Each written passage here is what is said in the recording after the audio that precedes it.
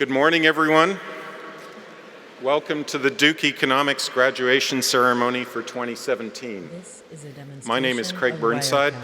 I'm the chair of the Department of Economics here at Duke.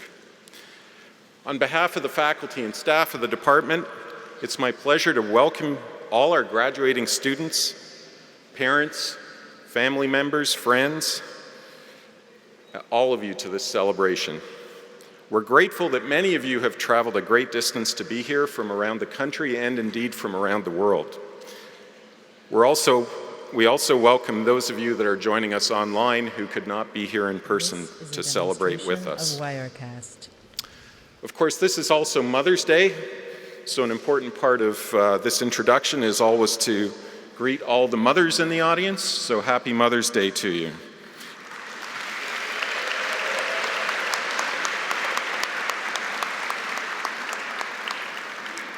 Without all of you, quite simply, we wouldn't be here doing this. I should mention that this is my first time presiding over this event, and it's quite daunting speaking to such a large audience. Anyone who knows me reasonably well knows that I'm definitely not in my comfort zone at the moment. In fact, I thought of coercing a colleague of mine to replace me this year and maybe tweet my greetings from home. Fortunately, my wife intervened and told me that that would be beneath the dignity of the office that I'm currently holding. So here we are. As a young Canadian, I came to the United States in 1985, and one of the first things I noticed was a sense of infectious optimism among Americans. Nobody would accuse me of having caught the optimism bug. If you know me, you know that's not really me. But the optimism that I saw around me was something I very much noticed and admired. And notwithstanding the state of our current public discourse, which seems to be rather negative, I feel that even now we have really good reason to be optimistic and be positive about everything going forward. I look out at our graduates today and I see dedication, I see achievement, and I see talent. I also see that we can draw the best and the brightest from all over the world to be here. So why not be optimistic? because ceremonies like this are happening all over the country as I speak. So with this in mind, you should all celebrate this day with enthusiasm. Parents and grandparents, be proud of what your children have achieved and what you have invested in them. Graduates, celebrate your accomplishments as you mark this passage from this part of your life to the next. Go forward from here with confidence. Be serious about your future endeavors. Be good people, and please be good economists. So I would now like to introduce the Fred Shaffer Professor of Economics, my colleague James Roberts, who's our honorary faculty speaker today. Jimmy is an expert in the field of industrial organization, with particular interests in auction markets, airline pricing, and speculation in housing markets. Jimmy has a record of distinction in his teaching and advising, most recently being marked by his induction into the Bass Society of Fellows here at Duke. So who better to ask to be your speaker today? So with that, I'll give the floor to Jimmy.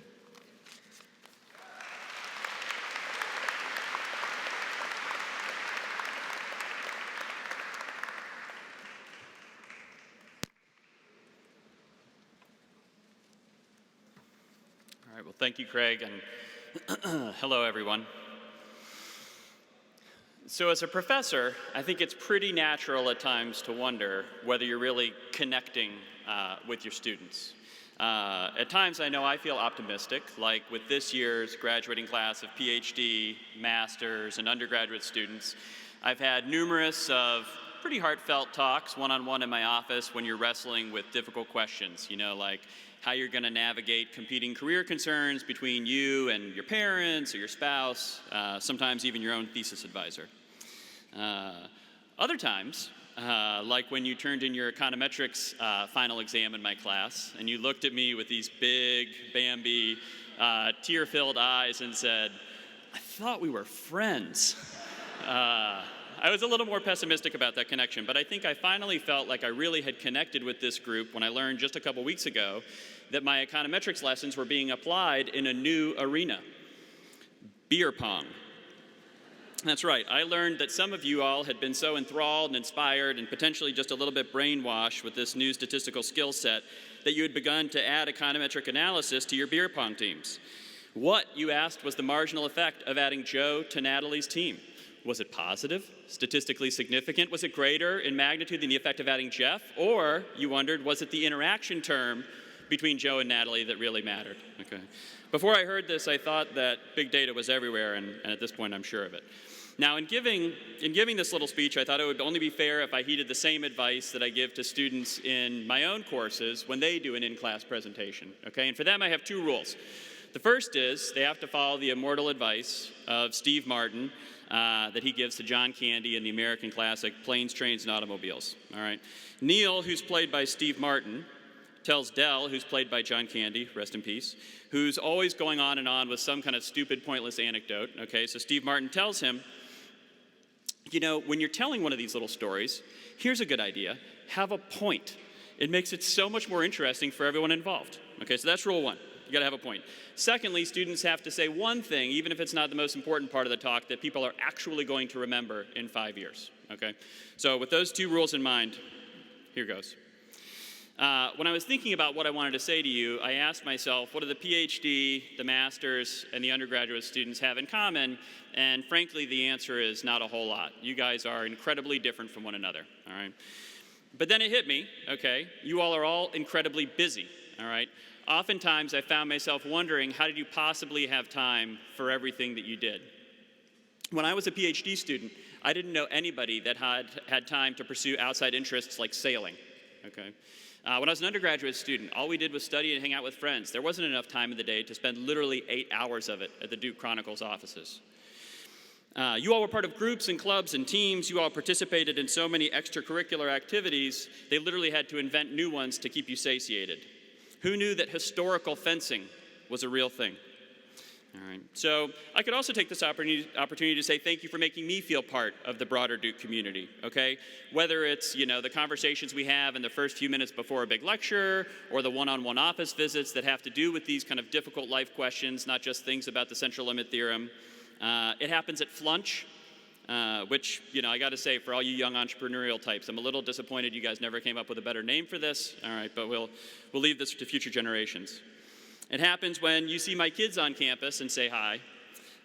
It happens when one of my students, who's graduating today, who also happens to have been the Duke Blue Devil for the past 4 years, recently spent an hour of his weekend in full Duke Blue Devil attire jumping with my kids at an indoor trampoline studio.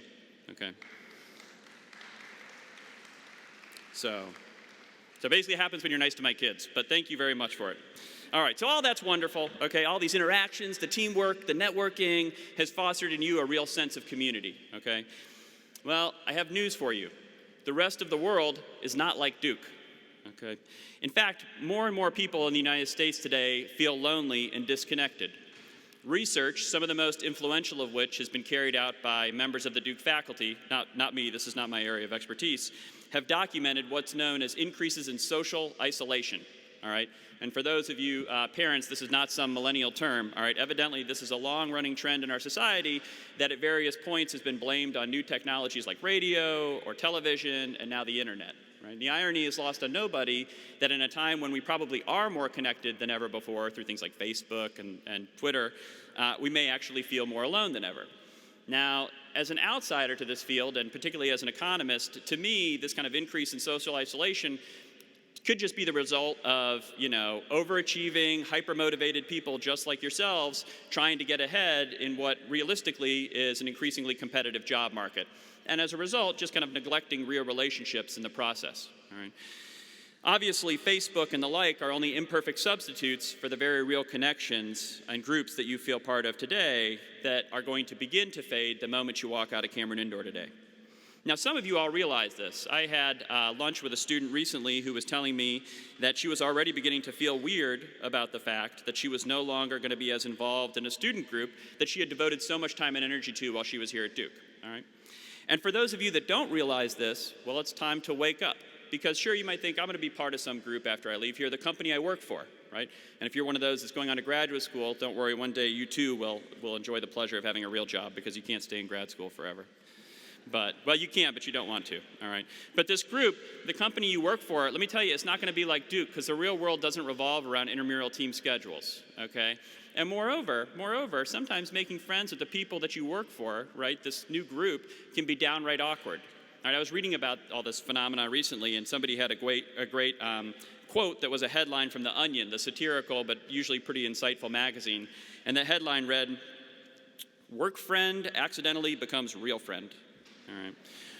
Moreover, okay, people withdraw because this lack of real connection calcifies our abilities to assess when a friend is even really a friend in the first place. All right. A study in the scientific journal PLOS ONE recently presented evidence that when someone thought there was a 94% chance that a particular person was their friend, they were right only about 53% of the time. So like half the time they thought they had a friend that they didn't have, okay? All right, so all that's kind of depressing. Now, the good news for you is it doesn't have to be that way, right? You have a natural kinship with many around you that can last a lifetime if you allow it to. Look around, all right? You share something with all of those graduating today. You're Duke grads, you're econ majors, and you made it, which we know can't be said for everybody who started with you. This connection is real, and you can foster it by remaining in contact, by showing up at alumni events, by engaging in collective prayer that Coach K never retires. But I don't mean this as just some kind of rah-rah boost to show up at alumni events and drum up future donations, which if you went to the Ph.D. hooding ceremony last night, you may have thought at one point that was the purpose. That's not my purpose. No, this is actually a charge, okay?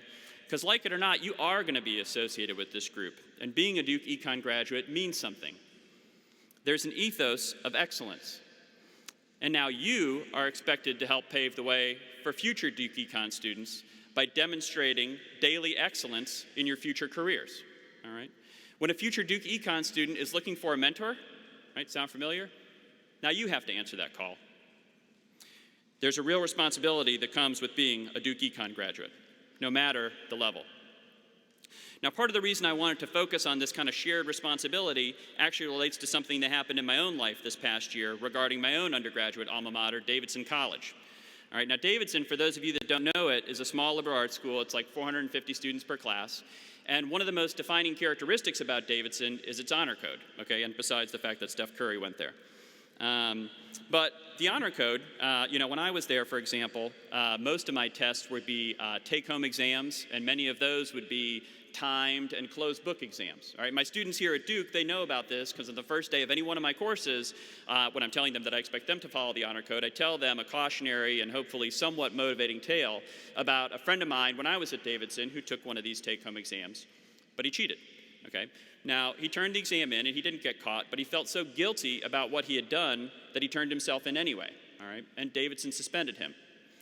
But to all of us, this act of honor, him turning himself in when he knew that he had made a mistake, strengthened all of our resolve to embody what it means to be a Davidson graduate on a daily basis going forward. All right, so to be honest, my faith in the Davidson Standard was shaken a bit this past year, and it happened around the time when we were all reading stories about fake news and the way that that may or may not have affected the recent elections. Well, it turns out that one of the most high-profile stories about thousands of fraudulent Clinton votes that were found in an Ohio warehouse may have in fact been perpetrated by a recent Davidson graduate. All right. When I read this, it really shocked me to my core, and I reached out to my old professors to see if they had heard the news, and, of course they had. But this is where now I find it all the more important to double down and try and embody what it means to be a Davidson graduate on a daily basis, because without that kind of investment, right, this ethos, or your ethos, will diminish and eventually disappear altogether, right? So the point is, I encourage you to view your status as Duke alumni, econ alumni nonetheless, all right? Not only as a privilege, not only as a calling card, because it is, right? But remember that it's also a responsibility. All right, so as this is the last time that I'm going to speak to you as members of your faculty, I've been thinking in the past few days about all the different advice that I've given you, okay? Some ranging from the very esoteric, like how do you define the number of potential entrants into a fiber optic cable market, to the somewhat more practical, like which Ph.D. program do I want to apply for?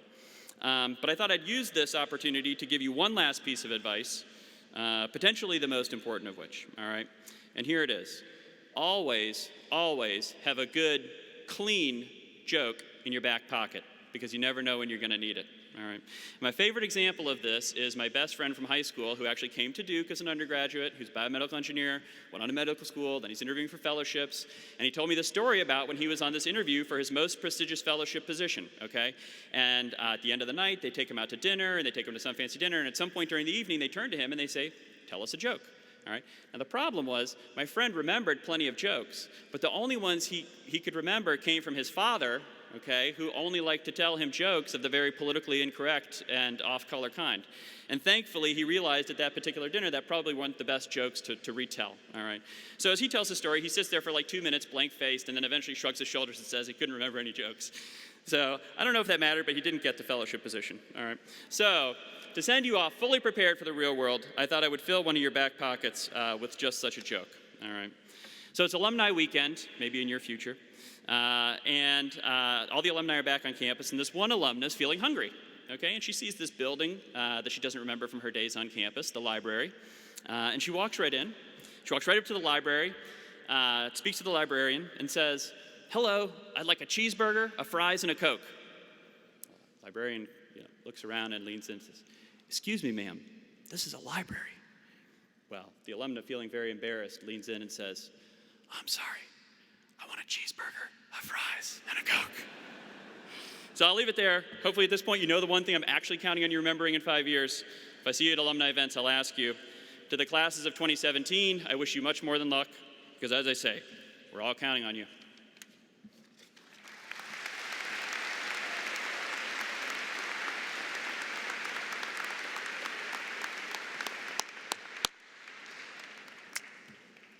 Thank you, Jimmy. Now we're going to move on to the part of the ceremony where we recognize the individual classes. We're going to start with our doctoral candidates. So I'd like to call to the podium our Director of Graduate Studies, Professor Curtis Taylor, who will handle the ceremony.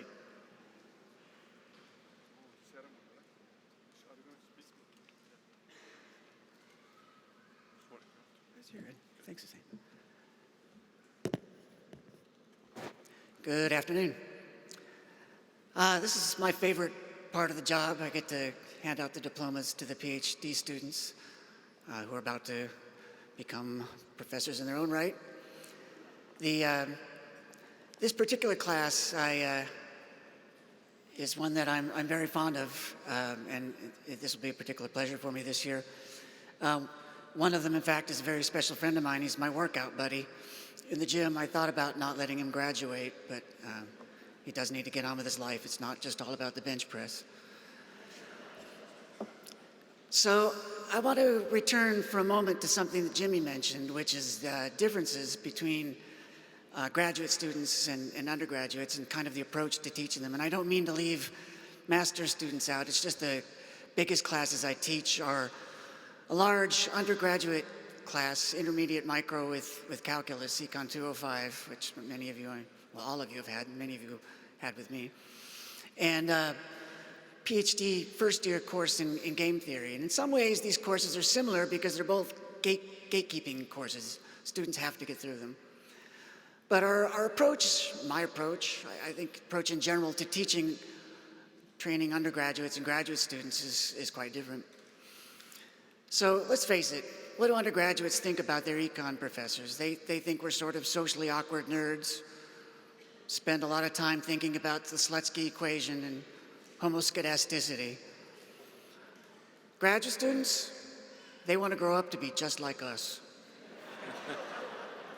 When I'm giving a particularly technical or boring class to my undergraduates, what do? Well, first of all, I apologize, but second of all, I have cookies. Bring cookies. The students know when they see cookies, it's going to be a tough day in class. All right. Now the graduate students, I enjoy teaching the graduate students tough material. I get a little bit fiendish about it, actually. There's no apologies and certainly no cookies. And what about exams? When all the undergraduates do particularly poorly on one of my exams, I apologize. I'm sorry, guys, I didn't mean to write such a hard exam. Graduate students, if everybody does badly, that's their fault. That's the way it works. When I was in grad school, there was a professor who gave a graduate exam that was so brutal that everybody got less than 50%.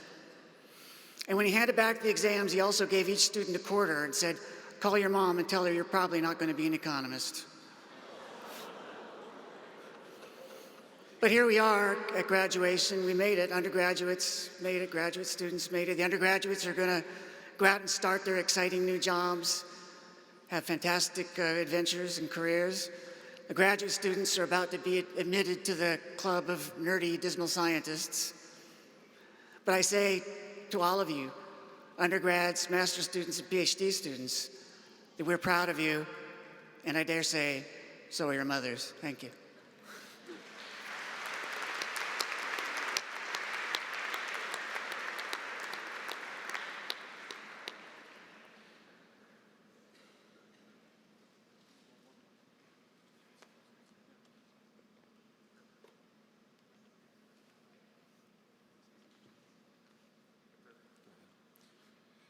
So I'm now going to read out the names of our PhD graduates, starting with Hassan Sadiq Arik, Macroprudential Policies and Financial Frictions.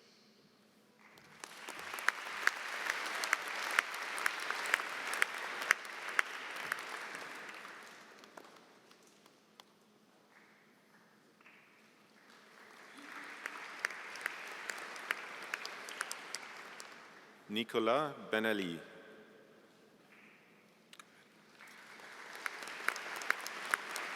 Essays on the Economics of the Automotive Industry.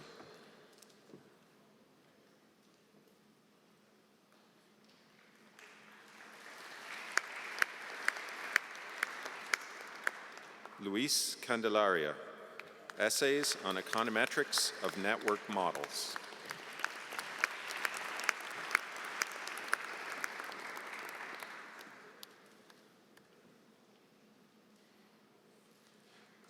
Red Davies, Inference in Poorly Identified Econometric Settings with Applications in Financial Economics.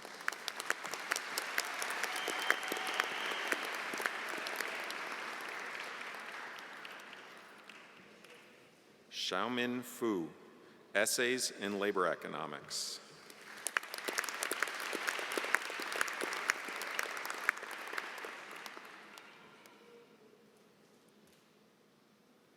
Olga Kozlova, Essays in Food Retail Demand.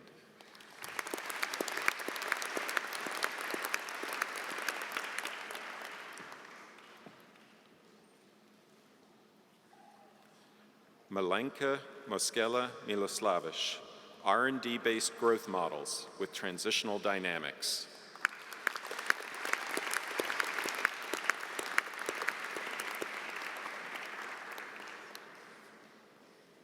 Matthew Panhans, Utilization and Competition in the Affordable Care Act's Health Insurance Marketplaces.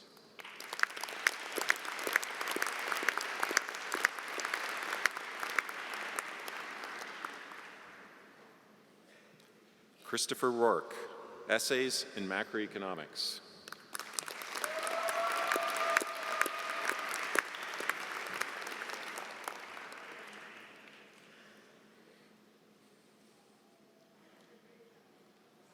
Alex Robinson, Essays on the Economics of Insurance and Healthcare Markets.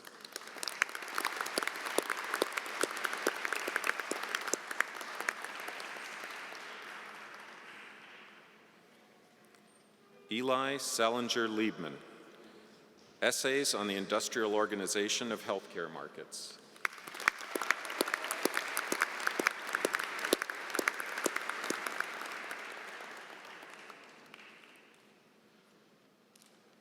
John Singleton, Essays on the Supply Side of School Choice.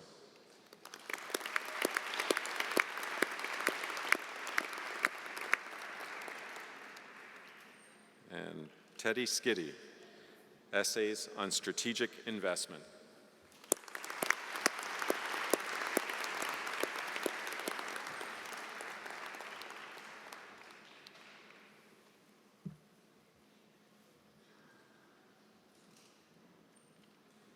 Thank you.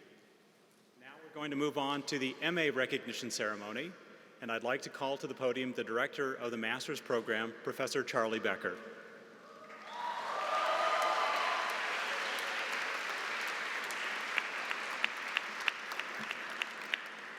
Let me begin by thanking Connell for the promotion. The actual director is Connell Fullenkamp, but no, I think you thank Connell. The actual director is Kent Kimbrough, but I've been associated with the master's program since 2003. Where to begin? First, I had never heard Jimmy's talk before, and therefore I didn't know that I was supposed to have a point.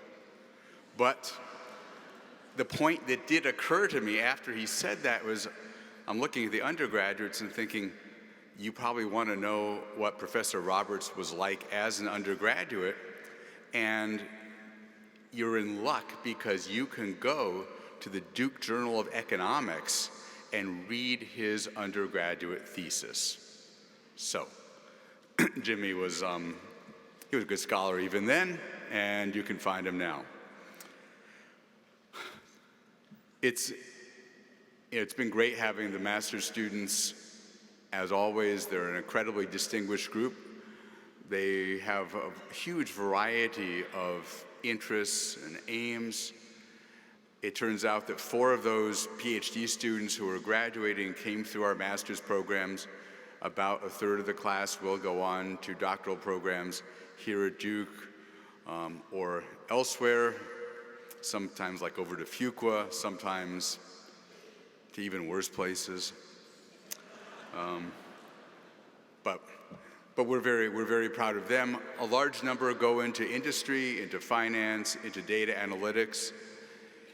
Over the course of the 14 years I've been associated with the master's program, one of the striking things is the transition in the employers of our students, which has gone from being overwhelmingly government and finance to, I believe now, the largest employer is Amazon. So there's been a huge shift in that. I'm also impressed with those who do really interesting things in their lives and for those whose parents come from so far away. So I told Olga Kozlova that I would give a shout out to her mom, Lydia Andreevna, who's come all the way from Latvia for this purpose. And there's a lot of people. So to all the mothers, all the parents, you have ample reason to be proud. Master's students, you especially, good luck to you all. Congratulations. Thank you.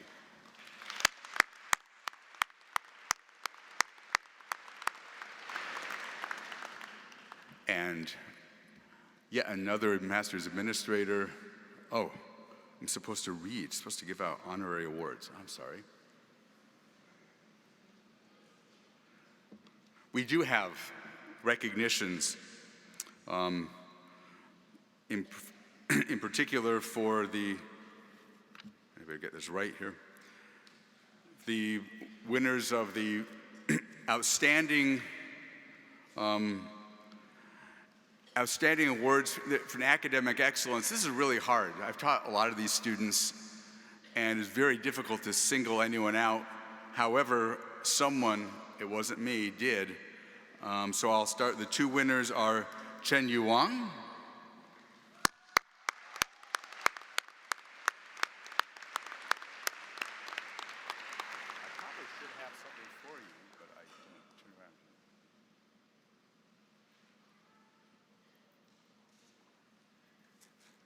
And Shi Rui Yang.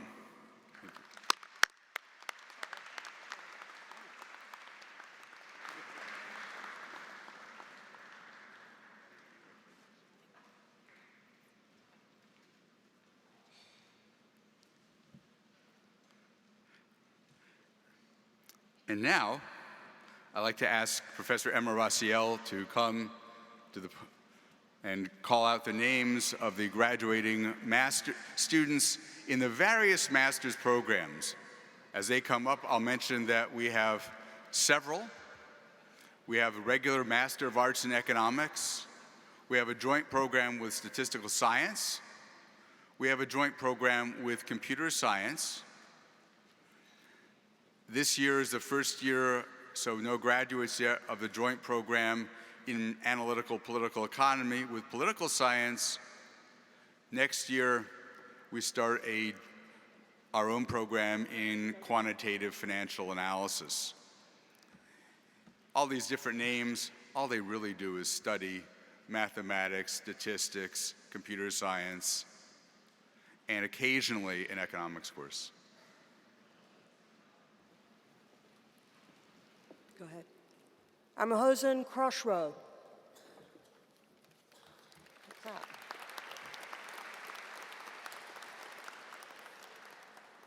Artyom Streltsov.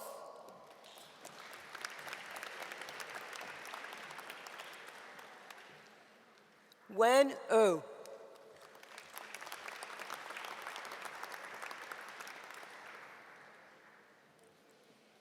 Kylie Young.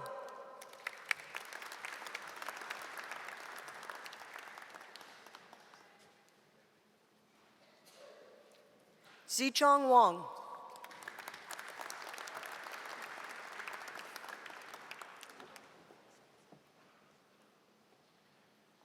Su Han.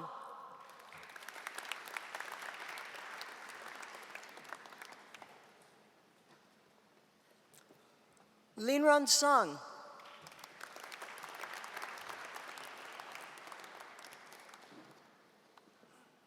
Hao Yu Zhang.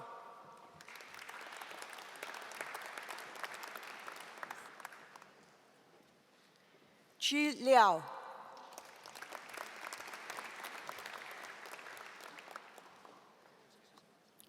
Jinyi Chen.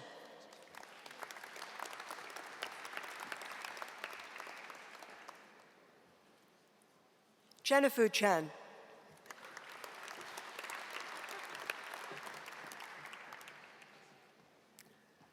Han Xiao.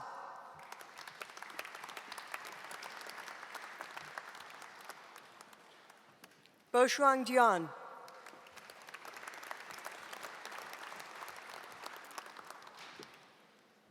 Siqi Li.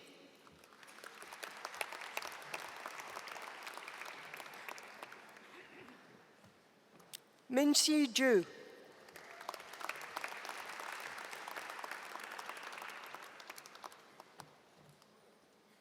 Ting Dai.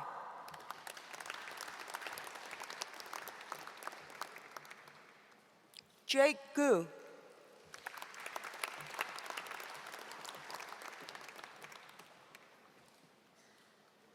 Sihan Hu.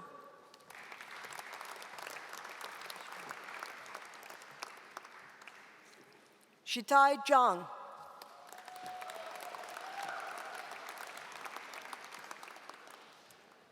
Yuhang Si.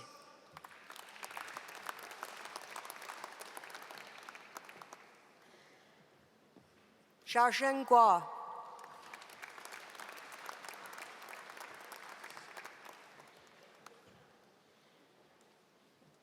Qi Ke.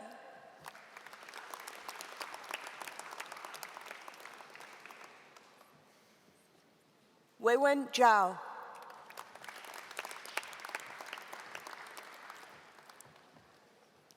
Pu Wang.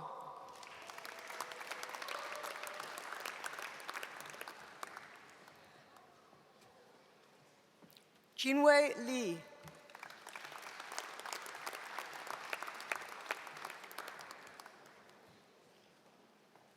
Sherry Zhang.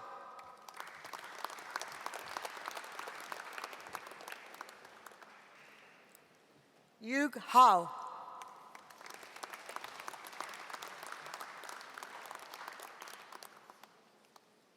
Jurui Fong.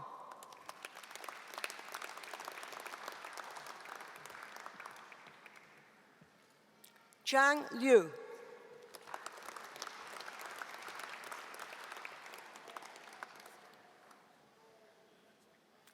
Thomas Fleming.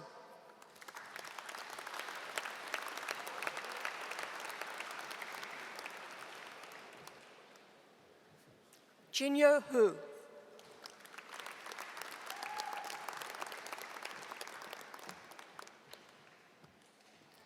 Chao Li.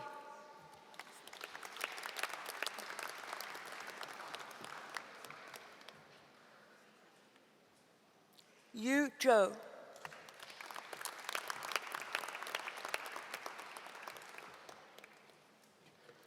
Yunnan Yang.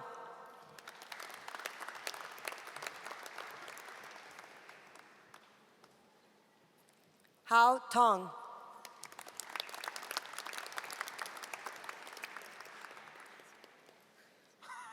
Haishao Wen.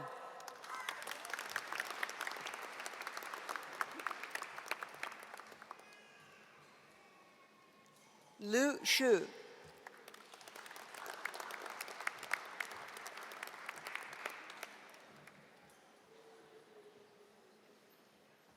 Shai Wang.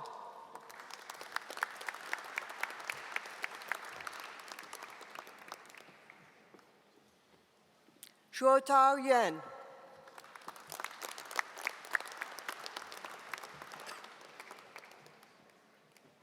Chen Yu Wang.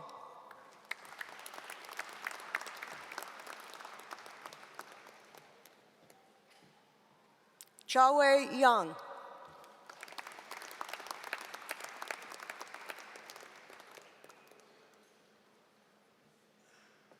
Peng She.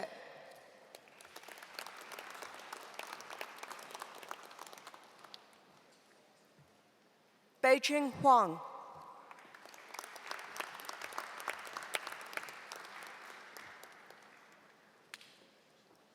Ran Ji.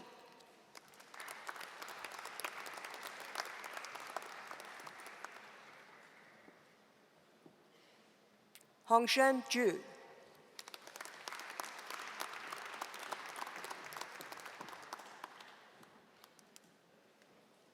Hong Zhou.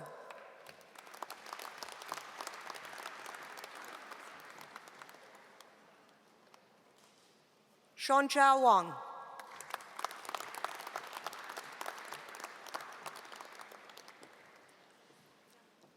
Yiming Xian.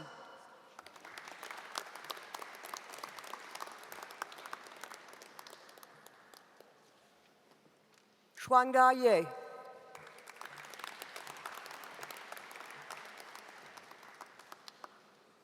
Lillian Liang.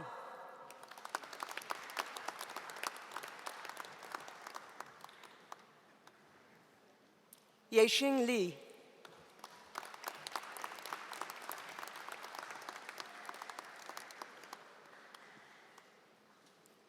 Shuwan Ji.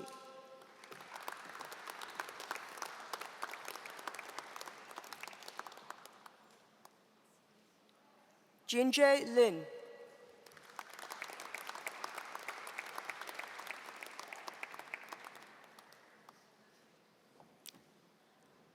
Lutsu Zhu.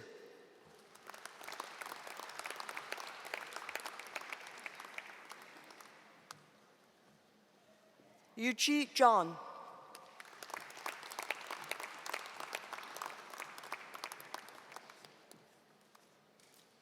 Lin Fan.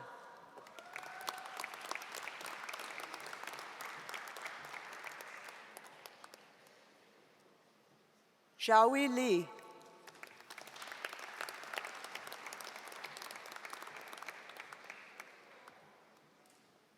Yunan Hu.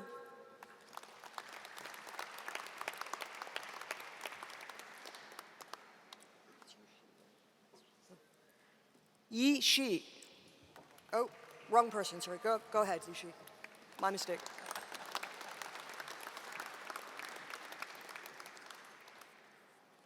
Ji Shan.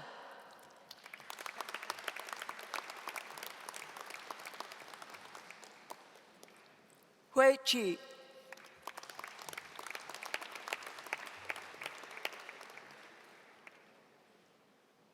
Yushan He.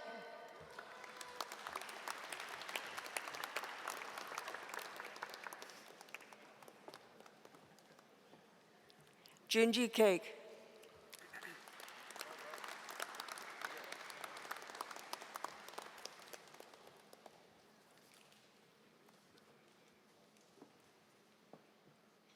Xiaomin Ge.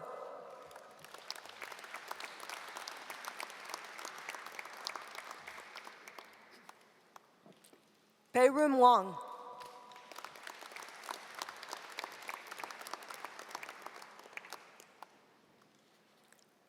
Junshang Yun.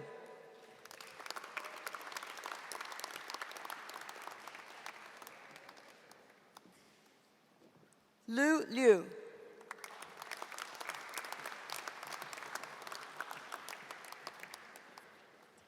Minmo Gan.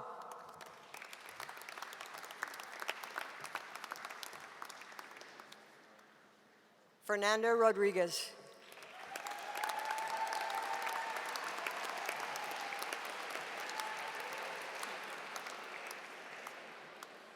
Yanhua Chen.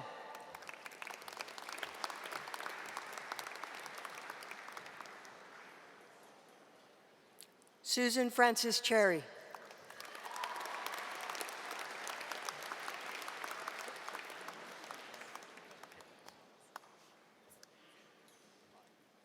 Stephanie Andrea Carroll.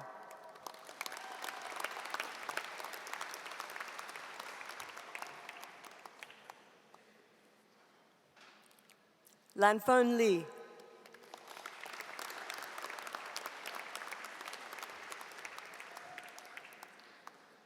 And last but certainly not least, Bineet Mishra.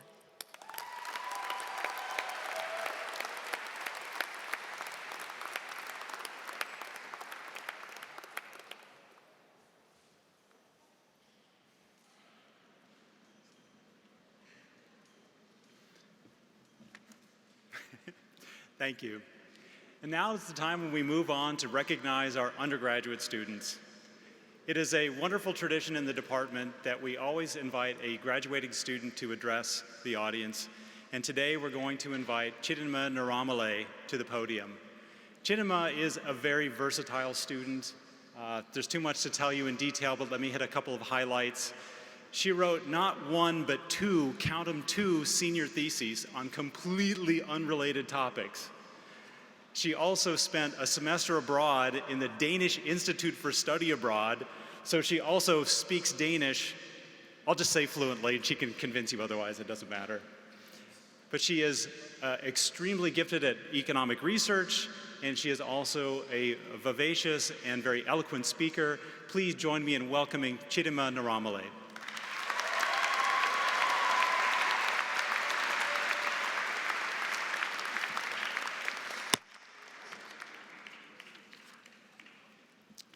Thank you, Professor Fullenkamp, for the introduction. I am both humbled and honored to have been selected as this year's student speaker, and I would like to congratulate the class of 2017. As a daughter of Nigerian immigrants who grew up in small-town Kentucky, to many, my ambition to study economics at Duke University was thought of as simply unrealistic. Economics has not always been a field characterized by diversity. So I'm especially grateful to those professors who supported me and encouraged me to be even more ambitious than I was when I first stepped into the social sciences building.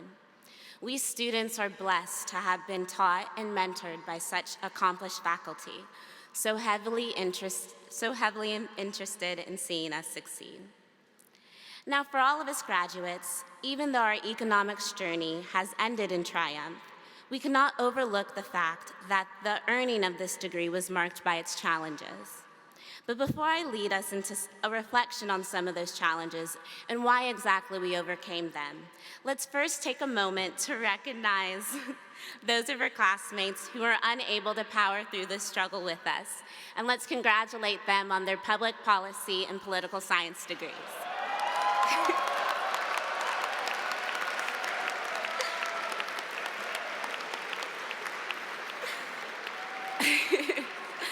But to us, the strong, the resilient, let's remember these struggles and fully appreciate our successes. We managed to take long treks to Gross Hall, which might as well sit on top of a mountain, for 10 a.m. microeconomics, desperately hoping we'd make it within the 5-minute window to take one of Professor Nekaba's surprise top hat quizzes. We endured multivariable calculus, solving simultaneous equations and double integrals, only to be forced to take Econ 205. And let's be honest, it was really just a dreadful combination of multi and Econ 201. Then there was econometrics, a course whose name strikes fear into the hearts of all undergraduates upon its utterance. Thank you, Professor Thomas and Professor Roberts, for grading on a generous curve. However, the underlying question within these challenges is why we were determined to overcome them. For some of us, like myself, we were after the realization of a dream deemed unlikely. But for all of us, we were motivated to persevere because we inherently understood the value of economics education from Duke, a privileged experience that we should be grateful for. The value of an economics education lies in how it has provided us with a foundational framework for how to analyze the world. As the study of decision-making, economics has taught us to ground our thinking in rationality, but to always recognize that theories and methods are built on assumptions. Thus, we become skilled in identifying and challenging assumptions that we and others make. We've learned that because of scarcity, there will always be trade-offs, particularly that there are trade-offs between equality and efficiency, and that because of this reality, we must look to our values as people to guide what decisions we ultimately make.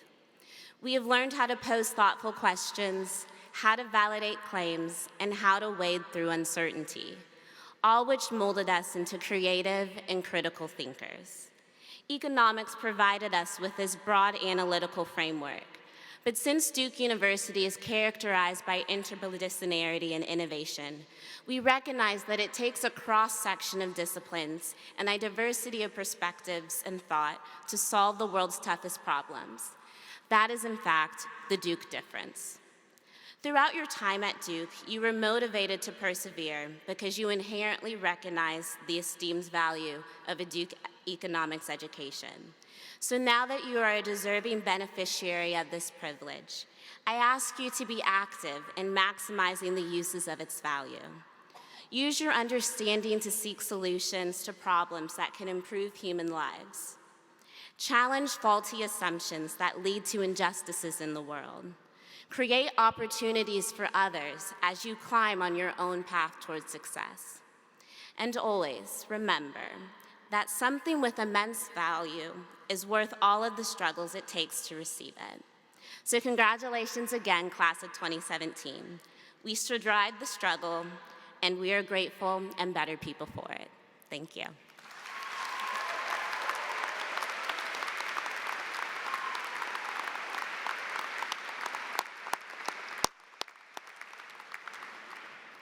Thank you very much, Shinema. Now it's my pleasure to begin the process of recognizing our undergraduate students, starting with our honors program. So I'd like to call to the podium the director of our honors program, Professor Michelle Connolly.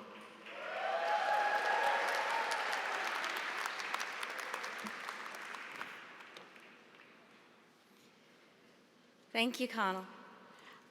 I'm not really sure what Professor Roberts was talking about. I really don't feel an increased sense of loneliness, but it may just be because I force all my honors students to pretend to be my friends.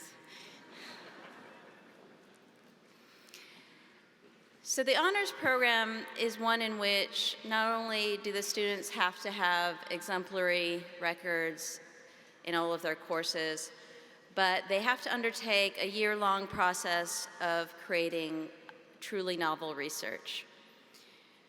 During this time, they're guided by our faculty, but what I find most impressive is how much they are helped, encouraged, even challenged by the other honors students to improve and create the best research that they're capable of, and their work is really quite impressive.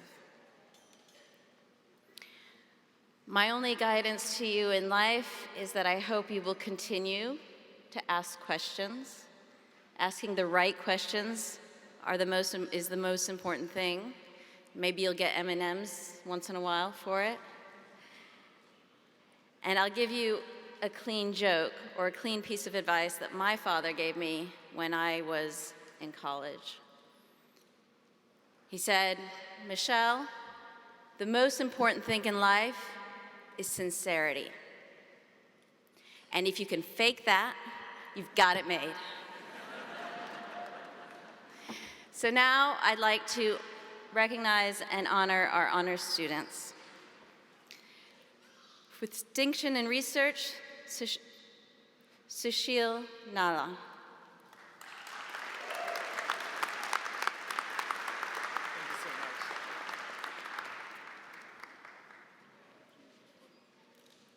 Graduation with distinction, Drew Goldstein.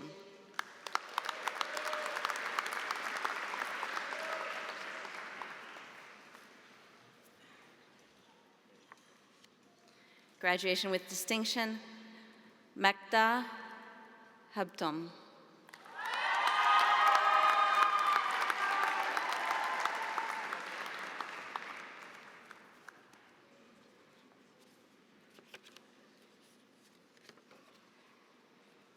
Graduation with distinction, Jeffrey Nade.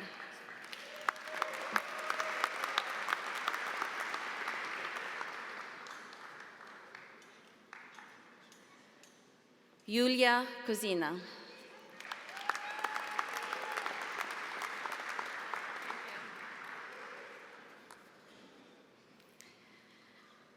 So graduation with distinction and outstanding honors poster student vote. I think he has a lot of friends. Ricardo Javier Martinez Cid.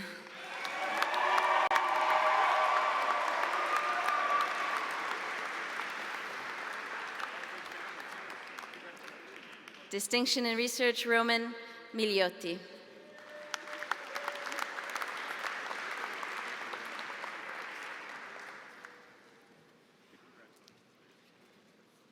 Graduation with distinction, Lauren Marie Narai.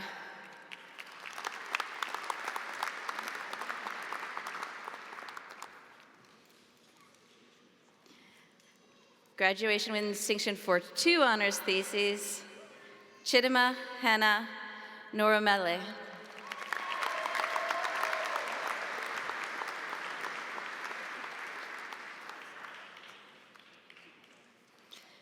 Graduation with distinction and also outstanding honors prize, student choice, Gonzalo Pernas.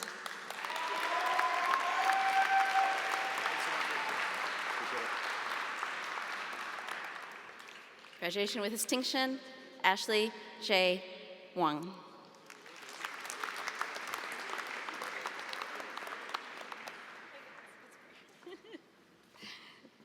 Graduation with distinction, Matt Van Leiderkerke.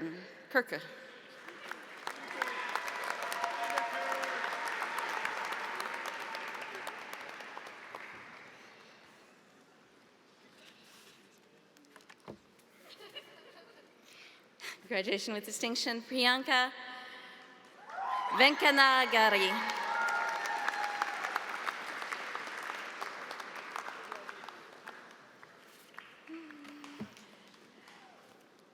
Jeffrey Zarin. Graduation with distinction.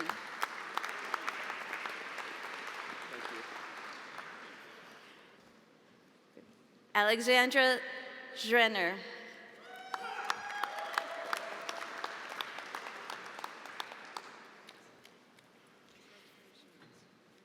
Graduation with high distinction and exceptional growth in the mastery of economics, Ibanka Anand.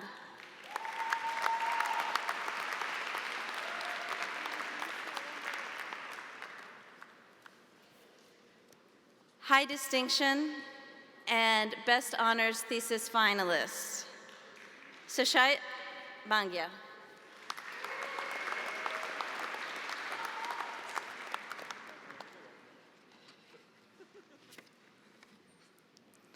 So poor Levi, I've been calling you Levi for 2 years. High distinction, Levi Cruz.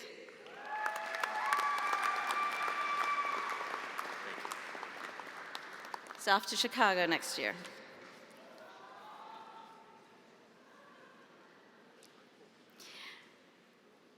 High distinction and outstanding honors poster faculty choice, Shiv Gidmal.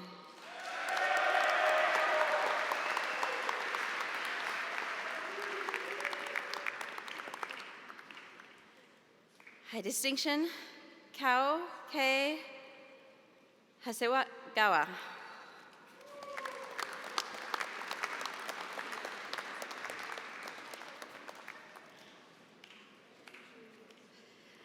High distinction and outstanding symposium presentation, Kyrie Lee.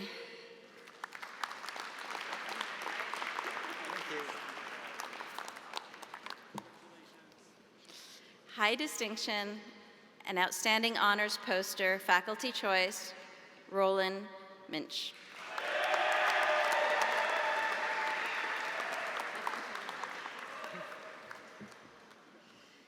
High distinction, Brian Pollock.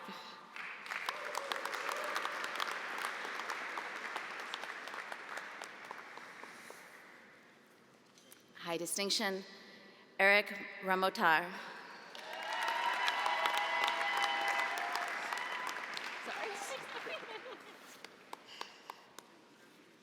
High distinction, Grant Shoren.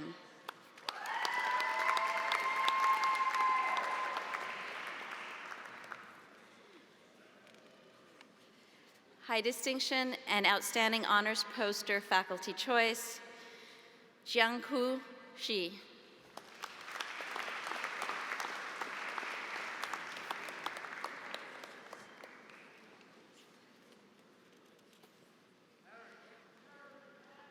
High distinction and one of 3 co-authors for the Best Thesis Award, off to MIT next year, Lim Zhaoting.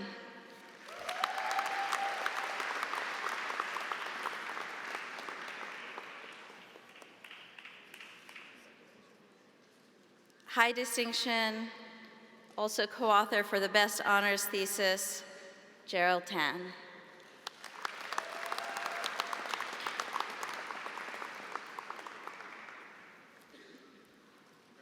He's off to Harvard.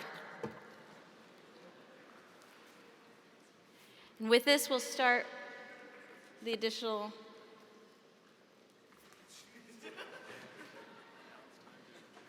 People can start coming up.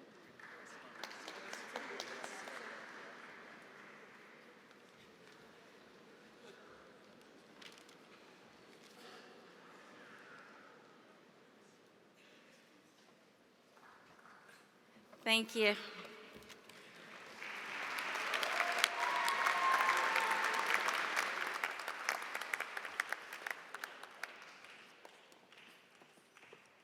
And for all of our undergraduates, we will get started with Eric Gallagher.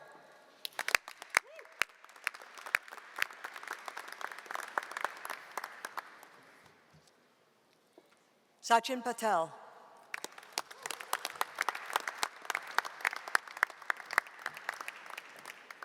Nicholas Nikhil Tandon.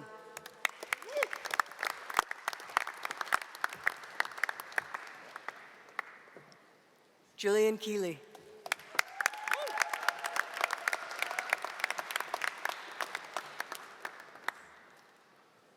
Jason Weiss.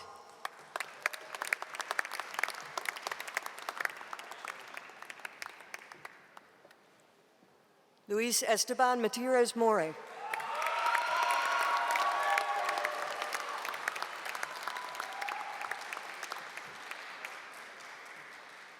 Brady James Jackson.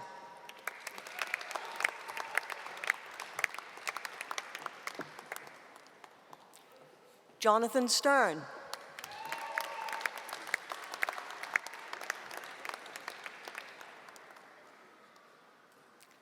Grace Anna Lee.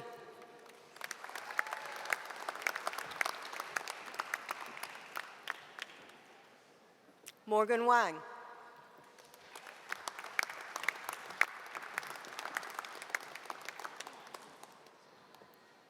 Derek Wang.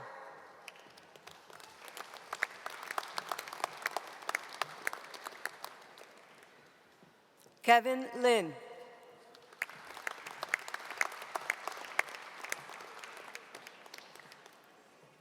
Barack Alisi.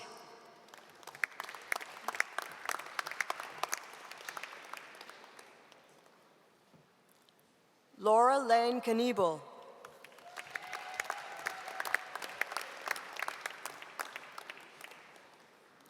Ellen Ruth Hurd.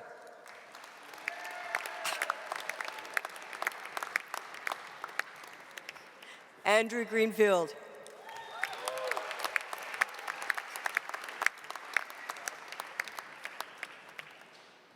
Vrushan Dani.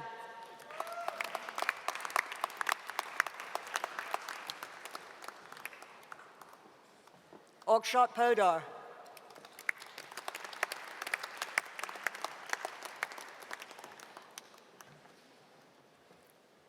Tej Dond.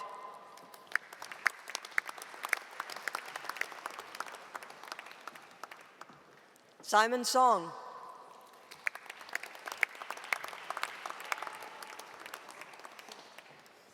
You want me to do the whole thing? Watch. Venkata Fami Mitash Amathalaru.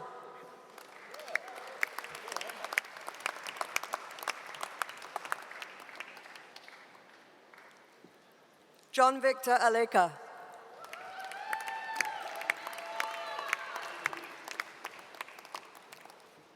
Perian Polat.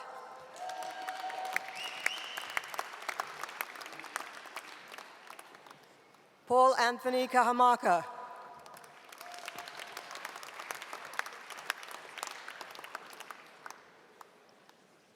Megan Ye.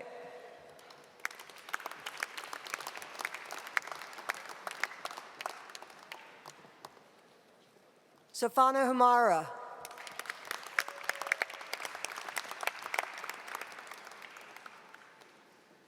Faheen Bahar Juma.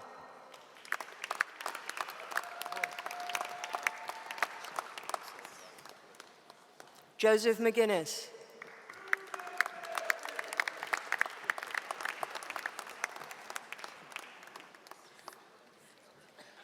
Peter Kropp.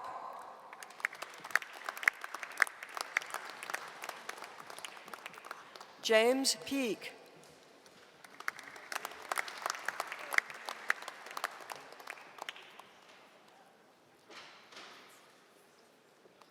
Cole Plumbeck.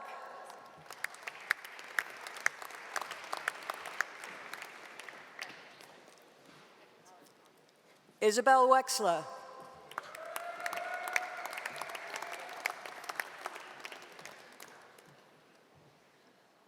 Alyssa Ponzo.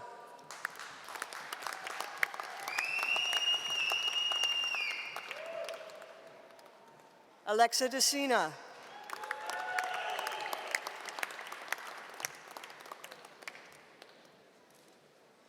Harriet Lang Aston.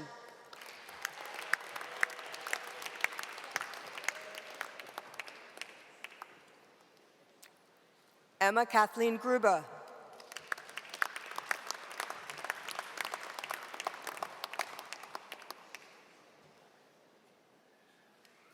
Brian Fields.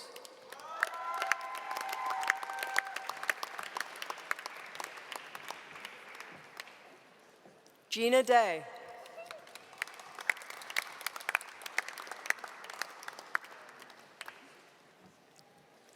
Ya Fang.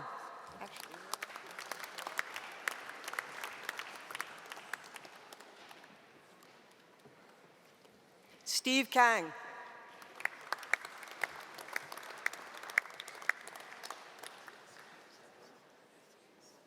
Si-Ray Liu.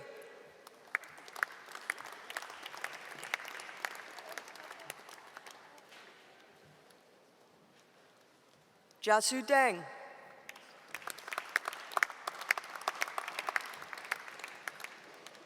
Daniel Abravanel.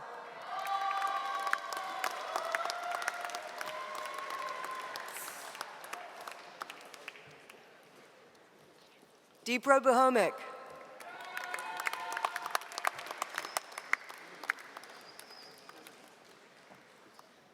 Usman Mahmood.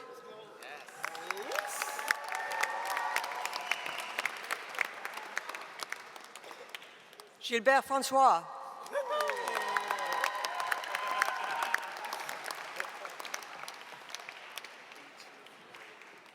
Serge Simbawa.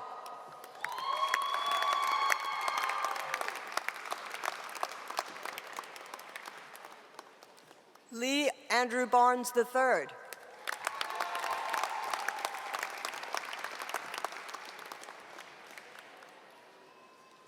Justin Elliott.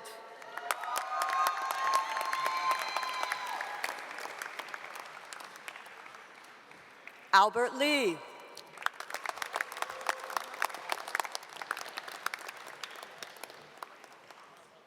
Travis Wolf.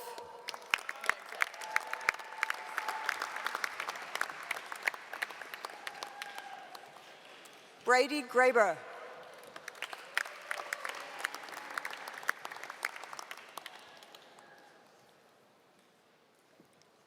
Derek Chait.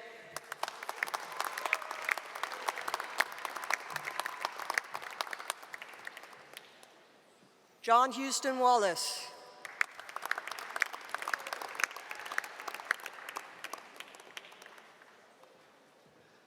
Julia Kaki.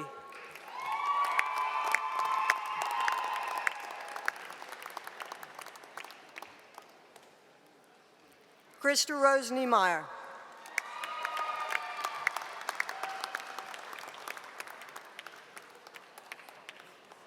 Mayank Dubey.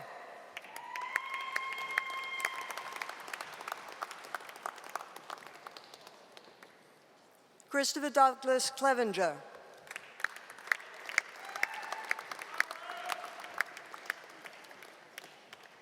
Alexander Tulaji.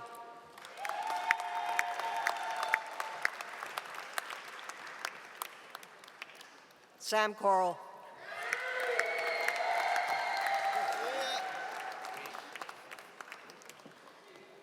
Andrew Smith.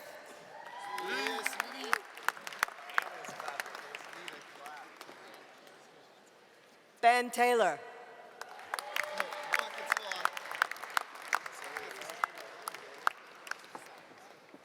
Cameron Seymour Simpson.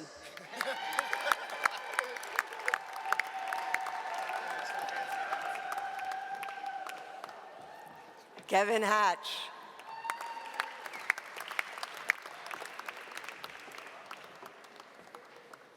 Tom Santinelli.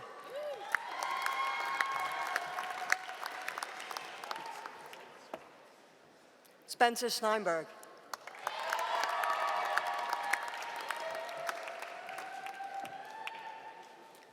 Nicholas Justin von Saltzman.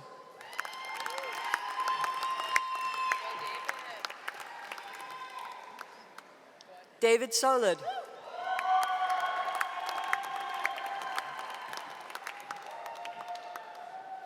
Emma Catherine Caudle.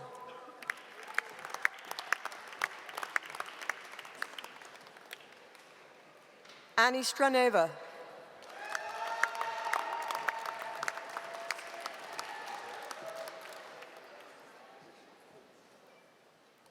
Elizabeth Davies.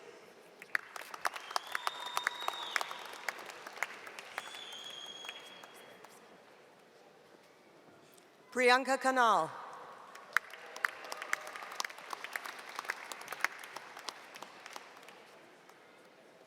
Pooja Jayaraman.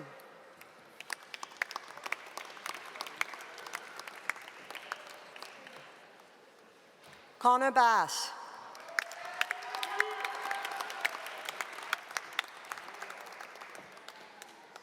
Jose Antonio Abate.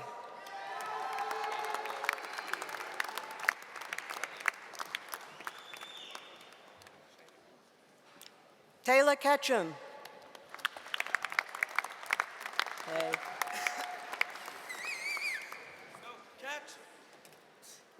Jonathan Wagner Payne.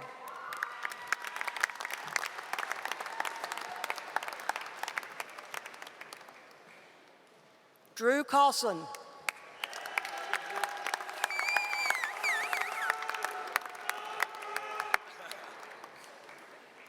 Ethan Andrzejewski.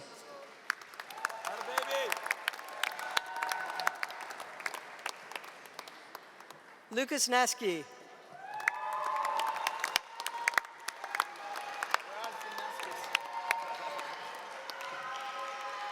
Spencer Davidson. Let's go, baby!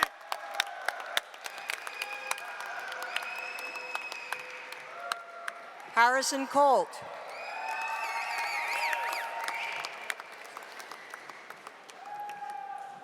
John Willingham.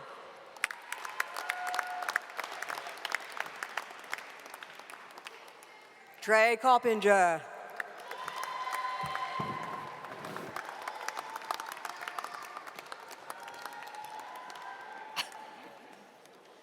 Trey. Melissa Kimberly Piana.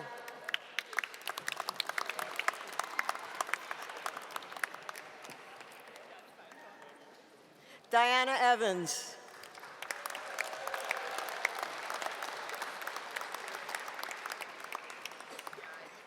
Philippe Opperbeck.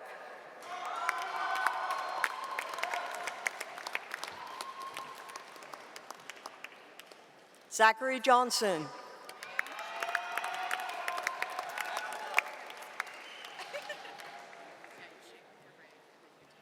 Dominic Kaiser.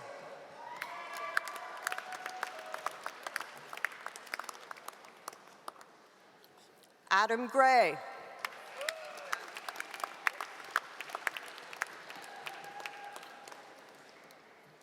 Juliana Posen.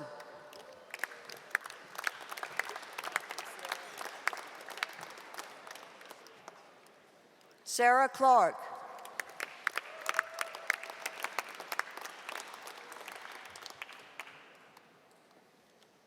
Jessica Wang.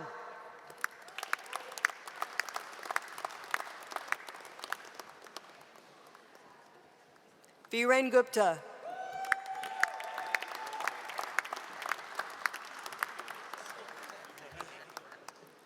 Brent Kelly.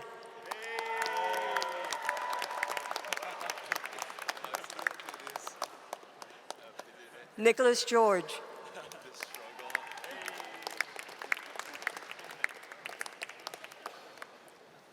Matthew Schweitzer.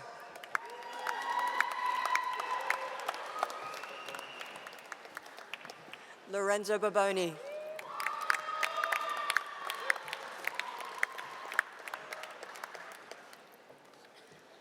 Justin Johnson.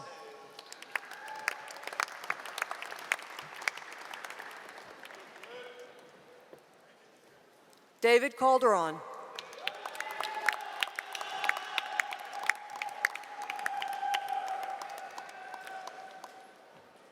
Nashmeen Fatima.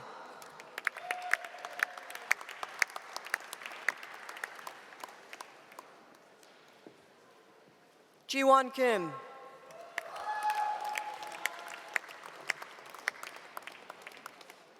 Alikan Mukamidi.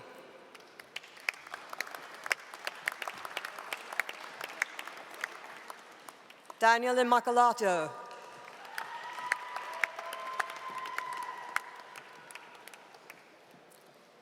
Anthony Robert Nader.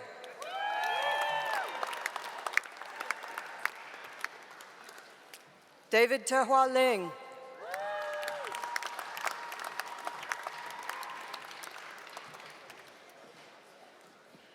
Reka Kulipara.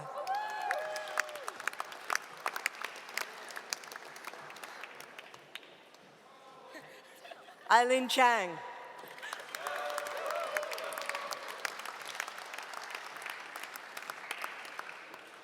Rachel Sol Lee.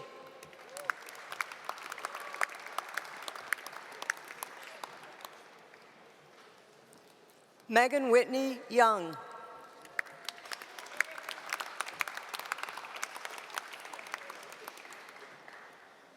Jessica Lee Nolan.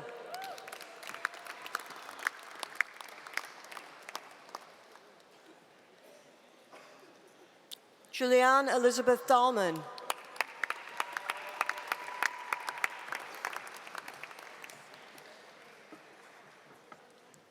Felipe Concha.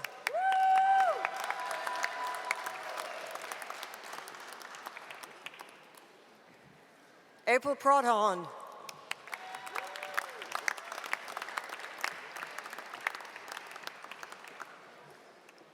Talia Pataputian.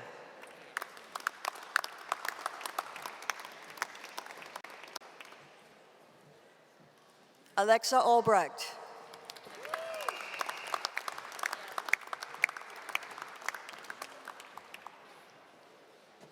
Kelsey Hopkins.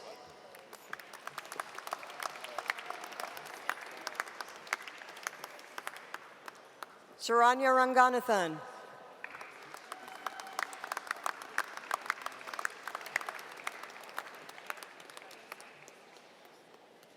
Sophia Khan.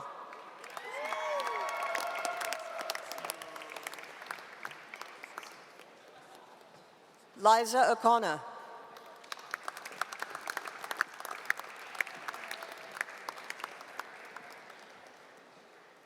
Jessica Yu.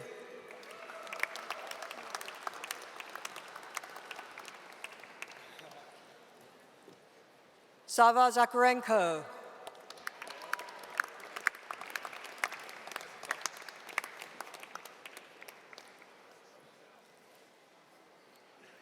Brandon Welch Hall, excuse me.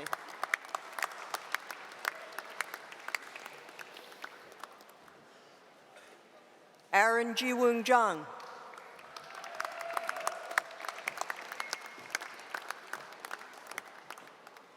Jake Grusd.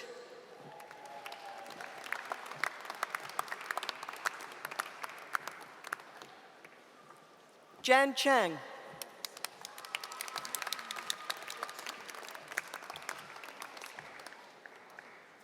Amy Lee.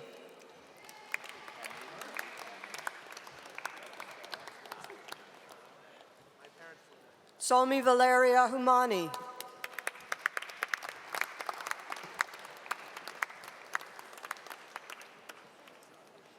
Ting Lu.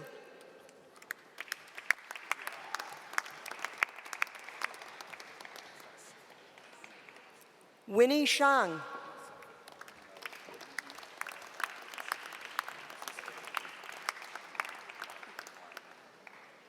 Jason Jonathan Chandra.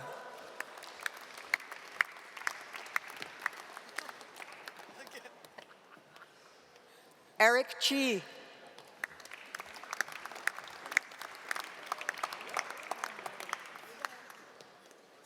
Joseph Alex Brunson.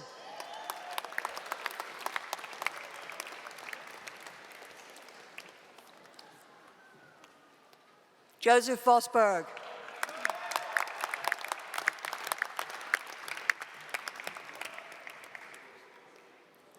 Lindsay Graber.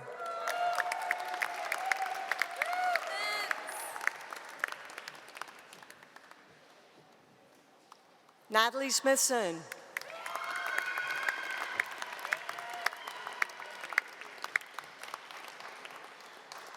Meredith Crichton.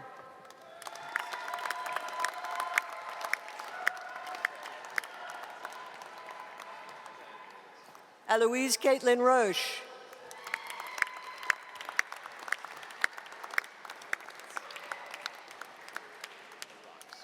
Jackson Stone.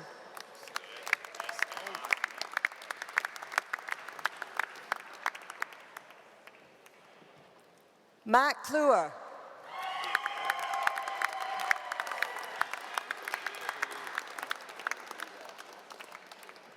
Jonathan Rogers.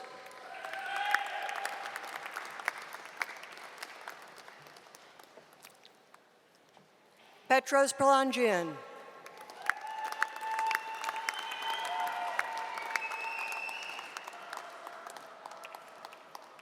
Alex Mazzucchelli.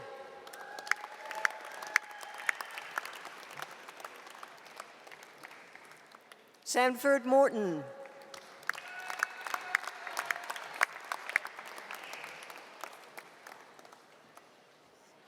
Sharon Fang.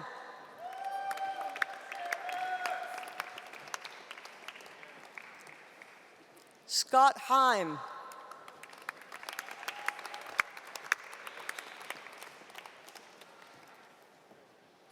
David Meyer.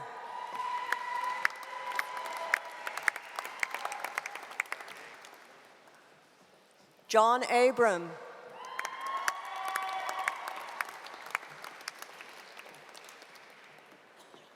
Jared Garton.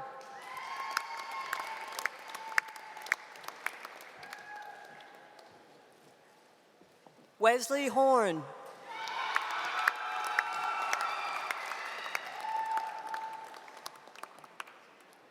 Hao Zhou.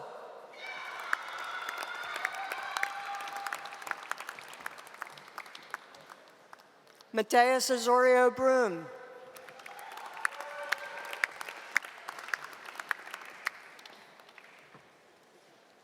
Yanda Chen.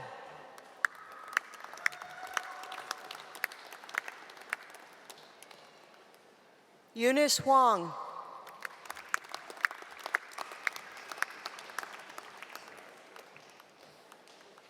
Vivian Howe.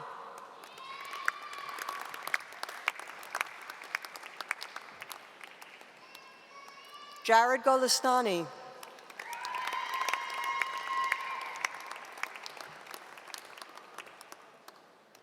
Graham Addison.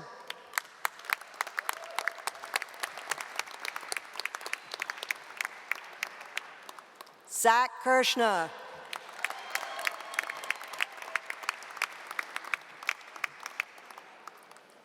Aditya Joshi.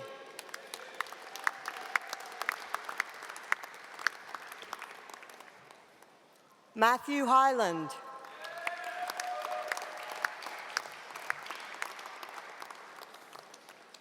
Jeremy Zhang.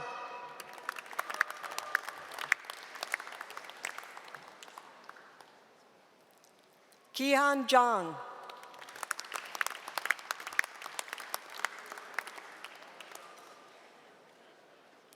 Jingyi Zhu.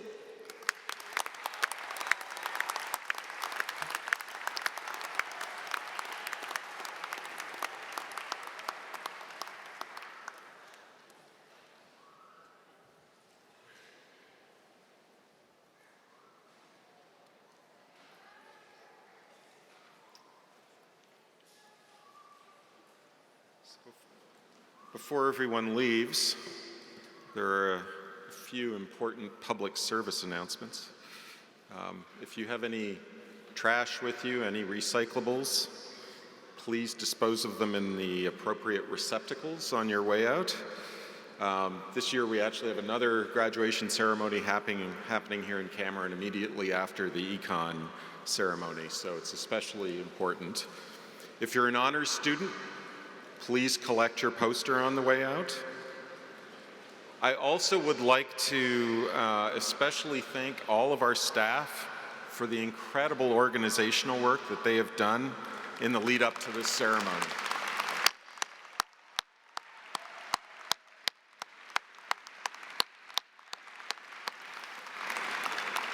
And for coming out on Mother's Day to make everything run smoothly.